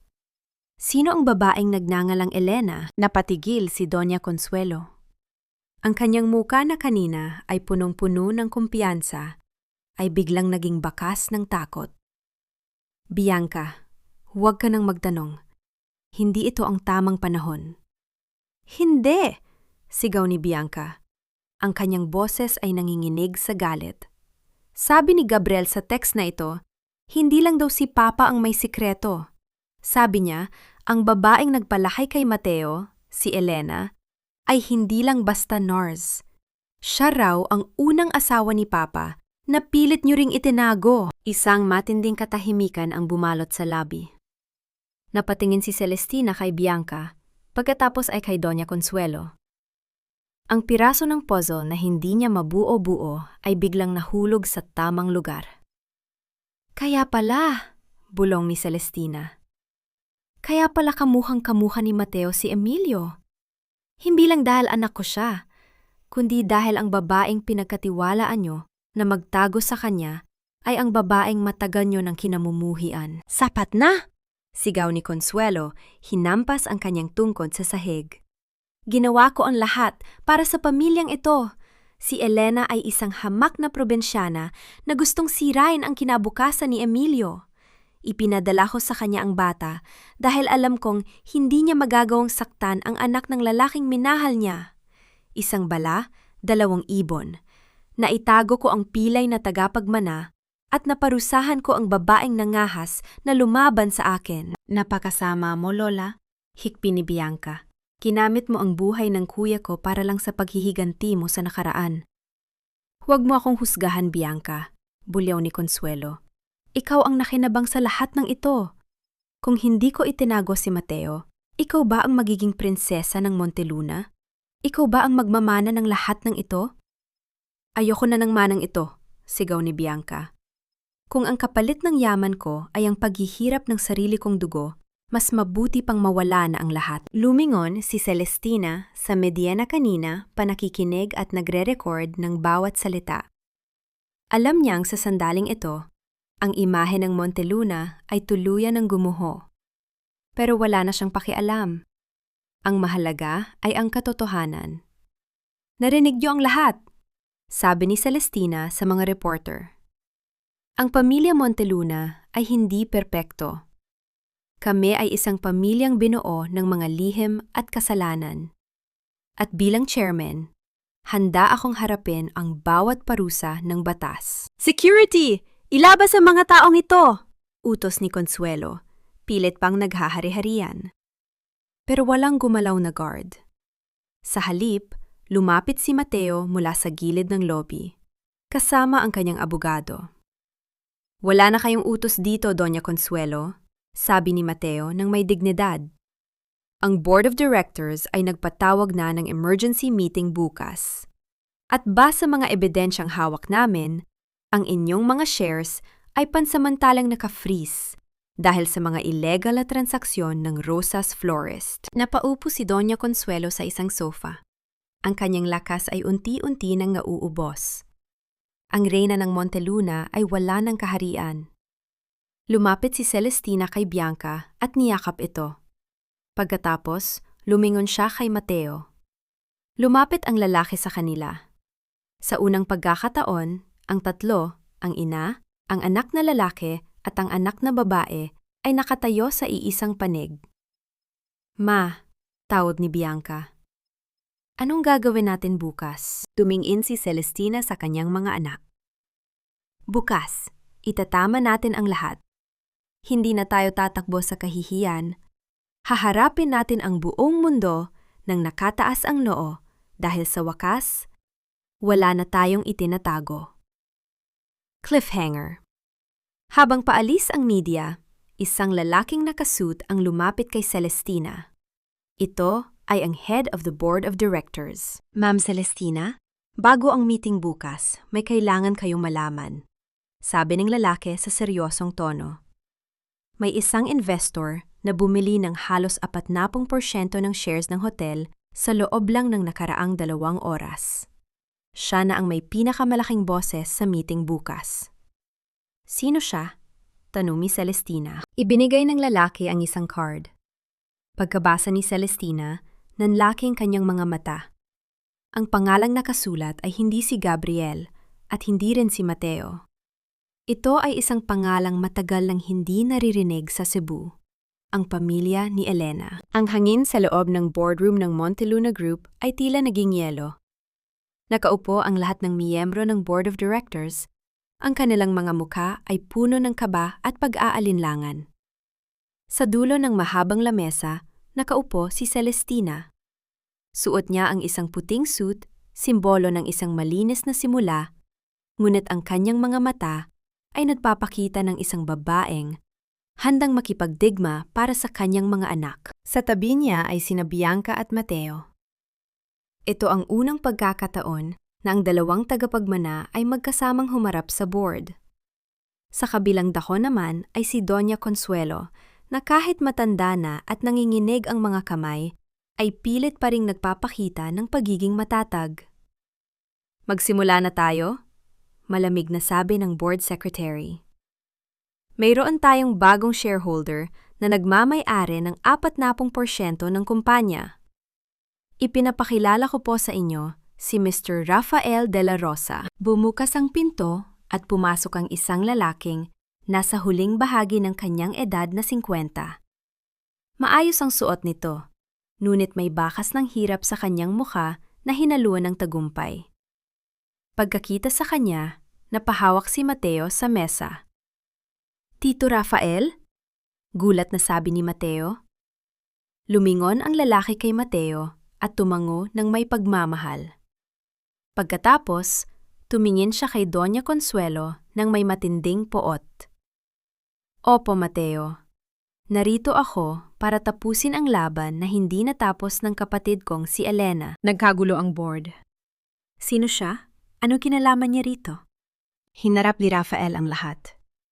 30 taon na ang nakalipas, ang pamilya Monteluna ay ninakawan ang kapatid ko. Hindi lang ang asawa, kundi pati na rin ang dangal. Ipinadala niyo sa kanya ang isang batang pilay para saktan siya. Pero hindi niyo alam na ang pagmamahal ni Elena ang nagligtas sa batang iyon. Habang nagtatrabaho ako sa ibang bansa at nagpapakasakit, ang bawat sentimong kinita ko ay inipon ko para sa araw na ito. Ang araw na babawiin ko ang lahat ng kinuha niyo sa amin. Hindi mo kami mapapalayas, Sigaw ni Consuelo, pilit na tumatayo gamit ang kanyang tungkod. Ang Monteluna ay sa amin. Ang pangalang ito ay amin. Ang pangalang Monteluna ay nabubulok na, Doña Consuelo, sabi ni Celestina habang dahan-dahang tumatayo. Rafael, salamat sa pagdating mo. Pero hindi kailangan ng karahasan dito. Hinarap ni Celestina ang board. Sa loob ng 3 dekada, naging mukha ako ng hotel na ito. Akala ko ay binuo ko ito sa pagmamahal at katapatan. Pero ngayong, alam ko na ang bawat pader nito ay nabahira ng dugo ng mga lihim ni Emilio at ng aking biyenan. Hindi ko na kayang maging bahagi nito. Isang matinding katahimikan ang namayani. Ipinapahayag ko sa harap ninyong lahat, patuloy ni Celestina. Ang kanyang boses ay hindi nanginginig. Na ibinibigay ko ang lahat ng aking shares at ang aking posisyon bilang chairman kay Mateo Monteluna. Siya ang tunay na panganay. Siya ang tunay na biktima. At siya ang tanging may karapatang maglinis ng pangalang ito. Ma! Gulat na sabi ni Bianca. Ngumiti si Celestina sa kanyang anak na babae. Bianca, ang tunay na yaman ay hindi nasa shares. Ito ay nasa ating konsensya. Mateo, ang hotel na ito ay sayo. Gawin mo rito ang nararapat. Naglakad si Mateo patungo sa gitna ng silid. Tumingin siya kay Rafael, kay Celestina, at sa huli ay kay Doña Consuelo. Lola, sabi ni Mateo, ang kanyang boses ay puno ng dignidad. Sabi mo, ang mga Monteluna ay perpekto. Pero tignan mo ang sarili mo ngayon. Nag-iisa ka, kinamumuhian, at natatakot. Ang lamat na tinutukoy mo ay hindi ang paa ko, kundi ang puso mo. Hinuha ni Mateo ang isang dokumento at inilapag sa harap ni Consuelo. Ito ang utos ng board. Pinapatalsik ka na sa lahat ng posisyon mo. Wala ka ng boses sa kumpanyang ito. At ang Rosas Florist? Ipinasara ko na ito ngayong umaga sa tulong ng mga otoridad. Hindi!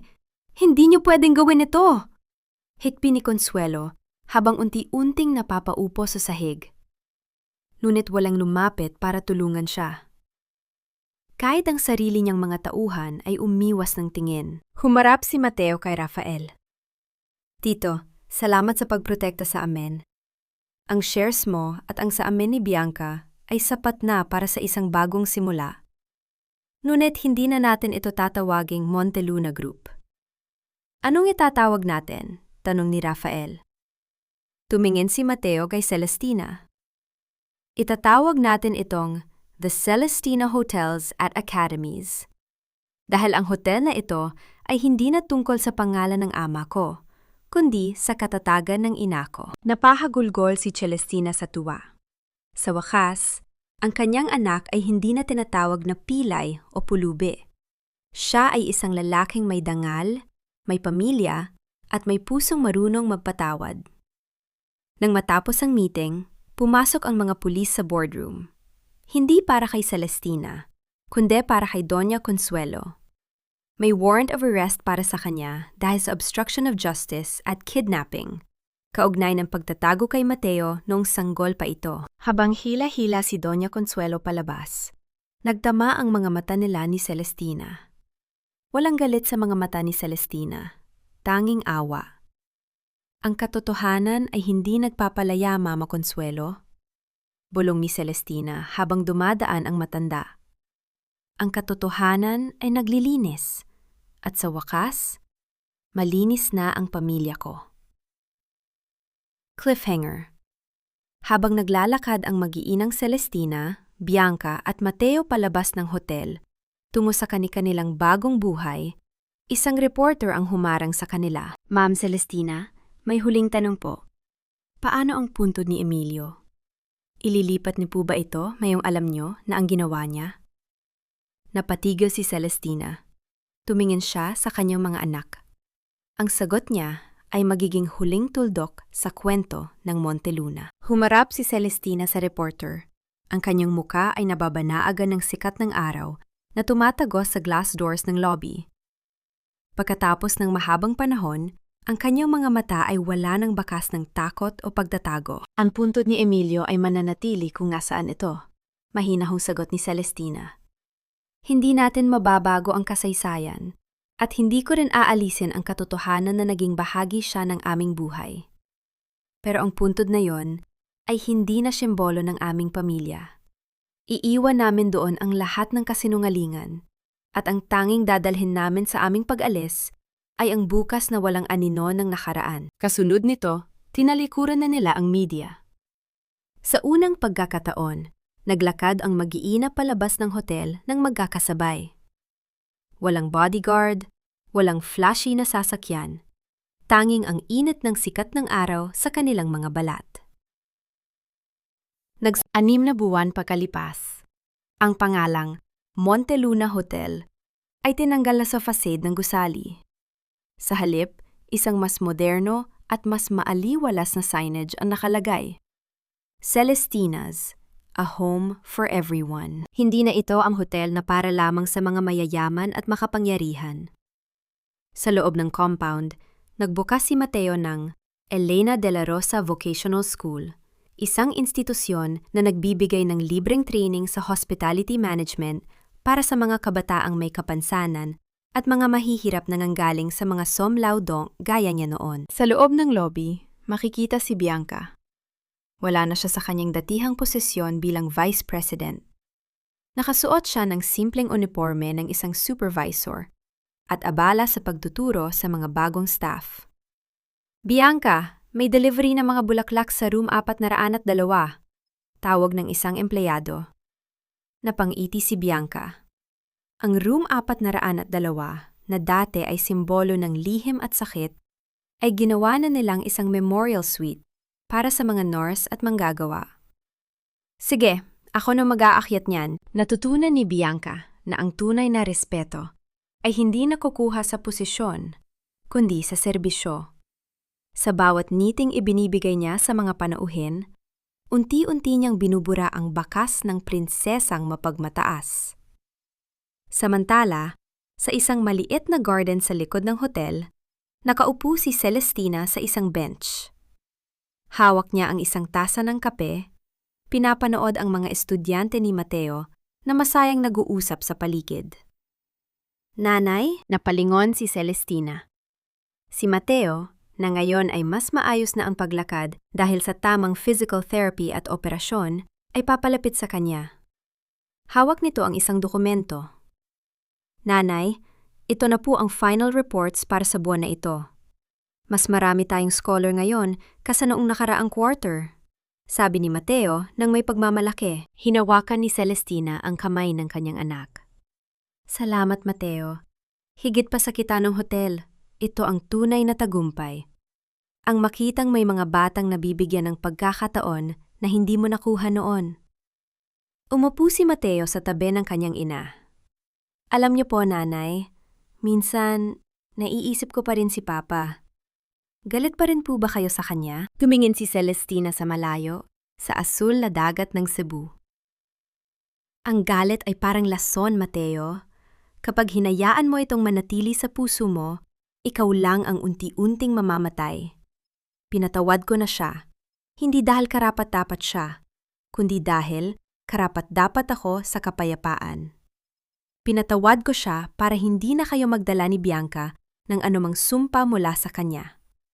Biglang dumating si Bianca, bitbit ang isang tray ng merienda. Oh, bakit seryoso ang usapan niyo rito?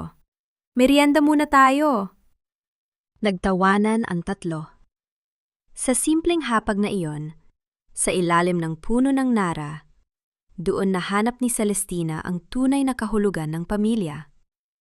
Hindi ito ang perpektong pamilya na ipinaglaban ni Doña Consuelo, kundi isang pamilyang marunong tumanggap ng pagkakamali at marunong bumangon mula sa pagkakalugmok. Si Doña Consuelo ay nananatili sa loob ng correctional facility. Minsan ay dinadalaw siya ni Mateo, dinadalhan ng pagkain, ngunit ang matanda ay nananatiling tahimik, nilalamon ng sarili niyang mga alaala sa loob ng 4 na sulok ng selda.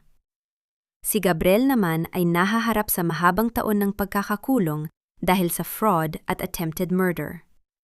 Habang palubog na ang araw, tumayo ang mag-iina at naglakad patungo sa dalampasigan. Ma, anong balak mo sa birthday mo sa susunod na buwan? Tanong ni Bianca. Gusto ko lang ng isang simpleng hapunan, sagot ni Celestina. Kayo, ako, at si Rafael. Wala ng media, wala ng party. Gusto ko lang marinig ang mga boses niyo na tumatawa. Tumingala si Celestina sa langit. Sa wakas, ang Iron Lady ay nakatagpo na ng kanyang kapahingahan. Hindi na siya kailangang maging matigas para sa lahat. Ngayon, sapat na sa kanya ang maging isang nanay. Ang kwento ng Monteluna ay natapos na. Ngunit ang kwento ni Celestina ay nagsisimula pa lamang. Isang kwento ng pag-asa, ng pagpapatawad, at ng isang pag-ibig na hindi kailanman sumusuko sa gitna ng anumang bagyo. Dahil sa dulo ng bawat mahabang gabi, palaging may sikat ng araw na naghihintay na magbigay ng bagong simula.